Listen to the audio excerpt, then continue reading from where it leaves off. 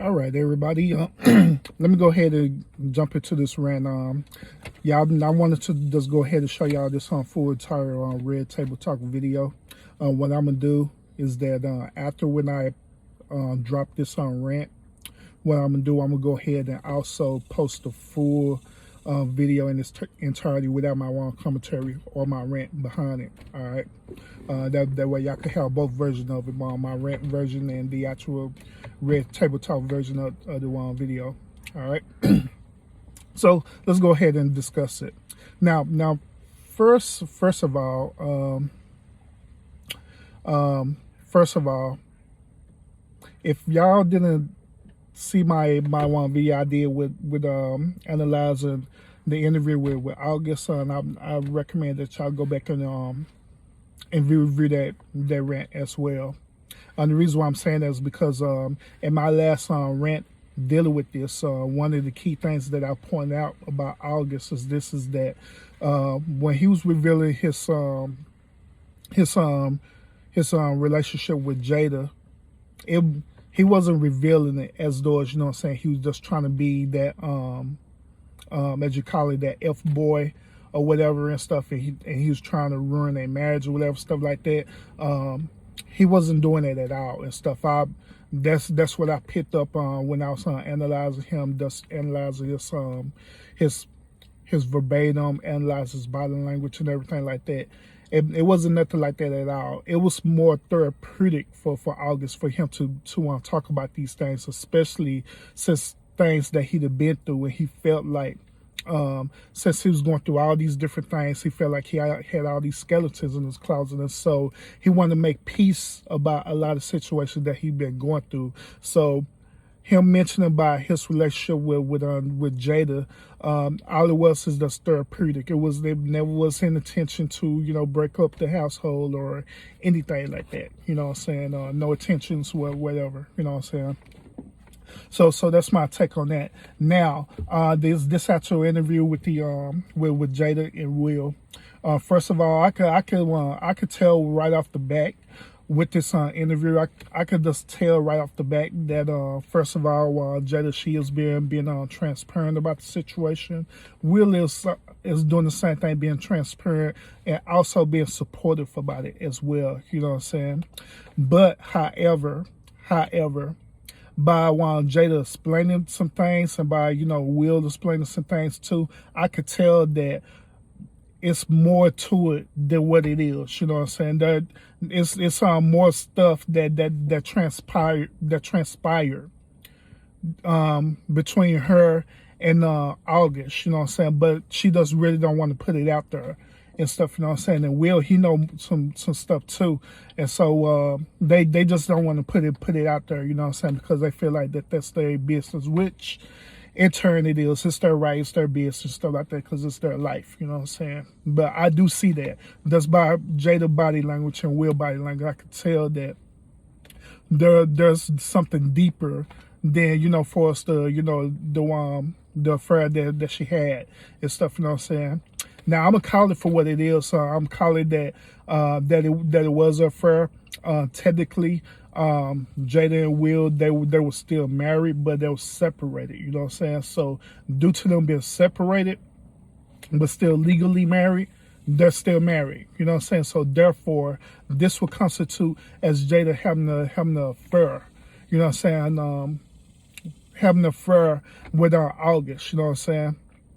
But one of the things, key things that Jada was talking about, she was explaining to her the transition and stuff, right? Her and Will Smith, they was going through, a lot of marital problems, and now a lot of y'all, if y'all been following Will and Jada Pinkett Smith, they being pretty transparent about their marriage and stuff, especially on the Red Table Talk, and it does other different things too. I remember seeing them posting things on Snapchat about their marriage, and there's different things like that, being transparent about it and stuff. So it didn't surprise me when Jada was mentioning that this was a point in time that her and Will had separated and stuff, and so due to them separated stuff, Jada, she ended up having this affair with August. Now, one thing about this is that By me previously being married before, I could totally understand Jada's point of view. I don't agree with the affair part, but I can understand her point of view or her perspective, what she's talking about. That's the narrow down what she's talking about. She was saying that it was a point in time that she was just feeling lonely and she just to have that intimacy, you know what I'm saying, that she was lacking from Will. You know what I'm saying? Especially since they was going through this transition where I'm pretty sure they probably wasn't talking to each other as much. They may have been petty with each other. They wasn't, being intimate with each other, stuff like that. So she was lacking that and stuff, right? And so based on her saying that and stuff, on one of her things, or her languages, as you want to call it, is that she craves for that affection and stuff. You know what I'm saying? That affection she craves to, to have that intimacy. She craves for, the man to, touch her, caress her, hold her, and stuff like that. You know what I'm saying? Which, like I say, I totally understand, because that's a normal human nature or human instinct to want to do that. You know what I'm saying? So therefore, she found that outlet with August. So therefore, that's what ended up causing this affair to happen between her and August and stuff, where he was fulfilling that which Will was lacking in and stuff at that moment of time. You know what I'm saying? So he fulfilled that role and stuff for the moment of time. Then eventually, they ended up breaking it off, and and here we are now and stuff. You know what I'm saying? Another thing too that I have been through, well, when I was married, is that when you transition through your relationships like that, going through the tough times and and stuff like that, as they mentioned, marriage, it is difficult. You know what I'm saying? Being in a relationship is difficult.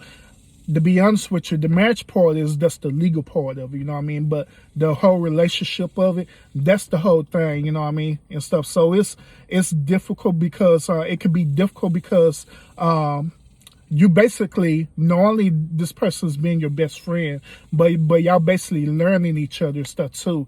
You know what I'm saying? And y'all learning each other, y'all learning different things, y'all learn certain things that you or certain, and that's we call temperaments and stuff, certain things that you'll put up with, certain things you don't put up with, certain conditions that you don't want to have set prior before the marriage and enter into the relationship and stuff, that you start implementing these conditions and stuff, you know what I'm saying? They just start making the relationship difficult, you know what I'm saying?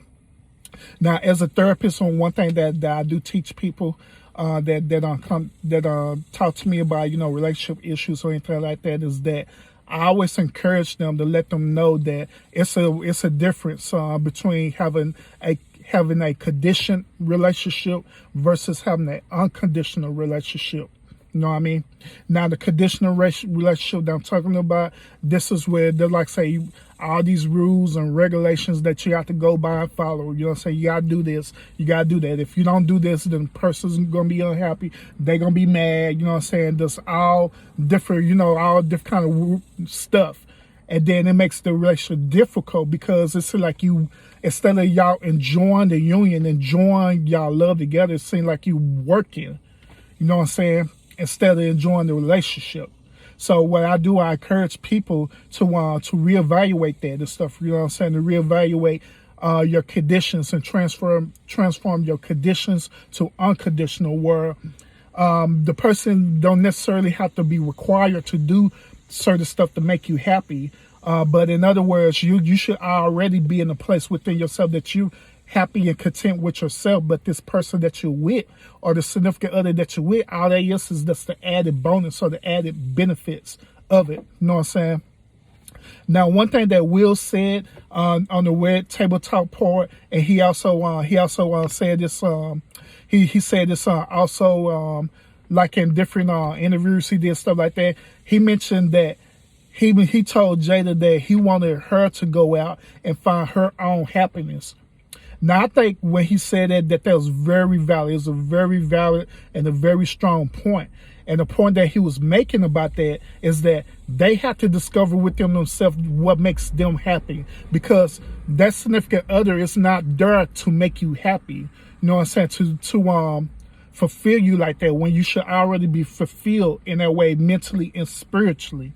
You know what I'm saying? All it is that that person is that's the added benefit to that. You know what I mean? Now, what I mean about this is simple is that you should already be established within yourself, that you're happy within yourself. Wherever it is that you achieve, that you want to achieve, that makes you happy, you should be already established in that, whether it's career-wise, whether it's mentally wise, or whether it's spiritually wise, or all three. You know what I'm saying? That you should already be achieving that and stuff, and you shouldn't be giving that significant others them requirements or something that you should have already been doing all along. You know what I'm saying? So that's basically what Will was talking about in regards to that and stuff like that. You know what I mean? And so at the end, you know what I'm saying, at the end of this interview and stuff, I honestly did enjoy listening to it. Just like I said, Jada, she was being pretty transparent about the situation. She was leaving out some pores, just like I say, but she was being transparent about it. You know what I'm saying? And also admire Will Smith being very supportive about it as well too. He wasn't when he was asking questions, the question he was asking was very valid. You know, he wasn't being judgmental, you know, and nothing like that and stuff. You know what I mean? And stuff. So this is my take as a therapist about this whole Red Table Talk thing. Hopefully after this this thing, it does be another thing that Will and Jada would overcome, so it can strengthen a relationship. All right. So I appreciate y'all listening. Once again, I'm gonna post the full Red Table Talk without my commentary on there as well after I finish dropping this rant.